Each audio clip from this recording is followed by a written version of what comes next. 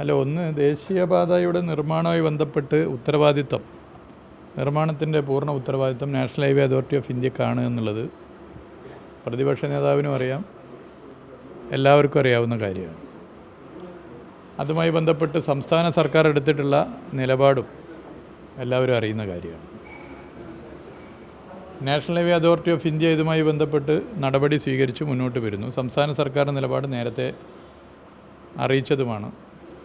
ഈ ജൂൺ മാസം 4-ാം തീയതി കേരളത്തിൻ്റെ ബഹുമാനപ്പെട്ട മുഖ്യമന്ത്രി ശ്രീ നിതിൻ ഗഡ്കരിയെ കാണുന്നുണ്ട് ഡൽഹിയിൽ പോയിട്ട്. പക്ഷേ പ്രതിപക്ഷ നേതാവ് ഇപ്പോൾ ഇങ്ങനെ വിളിച്ചു പറയുന്നതിൻ്റെ കാരണം മറ്റൊന്നുമല്ല, നിലമ്പൂർ തെരഞ്ഞെടുപ്പാണ്. നിലമ്പൂർ തെരഞ്ഞെടുപ്പുമായി ബന്ധപ്പെട്ട് ഇക്കഴിഞ്ഞ 2-3 ദിവസത്തെ സംഭവവികാസങ്ങൾ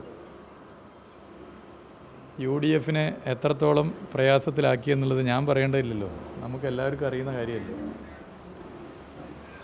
നിലമ്പൂർ നിയമസഭയുടെ ഉപതെരഞ്ഞെടുപ്പ്, ആ ഉപതെരഞ്ഞെടുപ്പിൻ്റെ ഭാഗമായുള്ള 2-3 ദിവസത്തെ സംഭവവികാസങ്ങൾ, LDFൻ്റെ സ്ഥാനാർത്ഥി പ്രഖ്യാപനം, അതുമല്ലാത്ത മറ്റ് ചില പ്രശ്നങ്ങൾ, ഇതൊക്കെ ഇങ്ങോട്ട് വന്നപ്പോൾ പ്രതിപക്ഷ നേതാവിന് വല്ലാത്തൊരു ബേജാറ് കുടുങ്ങിയിരിക്കുകയാണ്.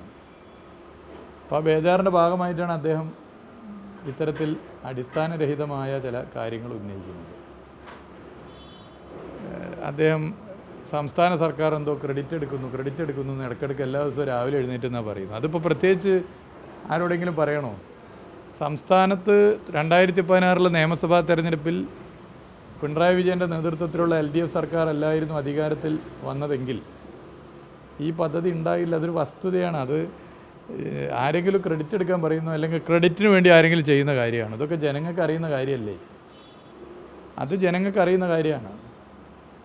ഇന്ത്യയുടെ ചരിത്രത്തിൽ ആദ്യമായി ദേശീയപാത വികസനത്തിന് ഒരു സംസ്ഥാന സർക്കാർ പണം ചെലവഴിച്ചത് കേരളത്തിലെ LDF സർക്കാരാണ് എന്നാണ് നാടിൻ്റെ അഭിപ്രായം. അത് വസ്തുതയാണ്. പ്രതിപക്ഷ നേതാവിന് അതിൽ വ്യത്യസ്ത അഭിപ്രായം ഉണ്ടെങ്കിൽ പറയട്ടെ, രേഖകൾ സംസാരിക്കും, പറയട്ടെ.